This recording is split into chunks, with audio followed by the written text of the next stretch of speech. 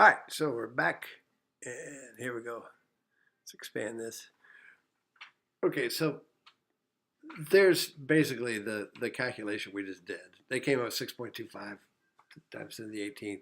On your little ICP question, you got like 5 little questions. Most of them are take you about 30 seconds to do. You got a calculation like this, and I say just put it in to 10 to the 13th power is what you get, and you're going to come up with these first 3 digits is all. All right, so animal fur, ebonite rod is possible to transfer electric charge. The only charge that moves, though, are electrons. Protons don't move. All right, protons stay. Protons will wobble a little bit, but they really don't move. All right, what do we mean by protons wobbling? All right, we'll look at that in a second. Law of conservation of charge. In other words, during any process, the net electrical charge of an isolated system stays the same. So if this animal fur had negative 3.5 microcoulombs of charge, and this had positive 2.5 microcoulombs of charge, the net charge, let me show you. What do we mean by conservation of charge?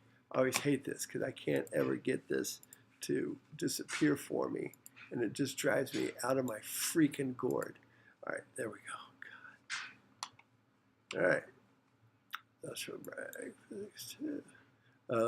Oh, I know what he's wanting. All right, so I don't want to cancel that yet. I just wanted it to not be driving me crazy. All right, so let's go to this. Oh, that's all I had to do in the first place, is just click that. Sorry about all the clicking. All right, so conservation of charge. So let's say we've got one thing is here, it's negatively charged, okay? And let's say it's got negative 3.5 microcoulombs of charge, 10 to the negative 6. Negative 3.5 times 10 to the negative 6 coulombs. So it's got made up of a bunch of extra of electrons. This one is short a bunch of electrons. And let's say it's 2.0 microcoulombs, but it's positive. So it's got a bunch of positive. And the size of the thing doesn't matter because we're looking at the conservation of charge. The entire system,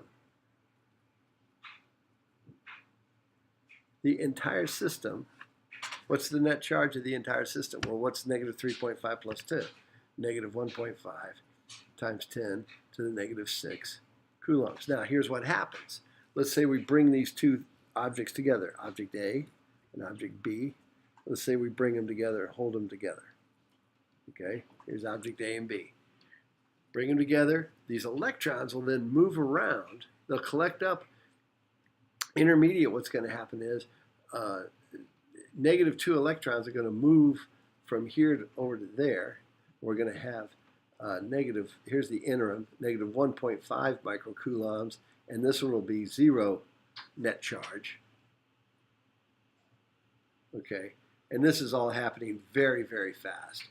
All right, and then these guys are going to come over and they're going to go, hey, they're going to be repelled. Remember my granddaughter with her hair sticking straight up? They're going to be repelled, and so they're going to come and they're going to loosely hang out all around the outside of these two objects. Then we pull them apart, and then this one's negative 0.75 microcoulombs, and this one's negative 0.75 microcoulombs of charge. Okay, that's conservation of charge. The system the isolated system we were looking at was just these two charged spheres. Okay, so there's conservation of charge. All right, now we'll get into the Coulomb's law, which shows the force,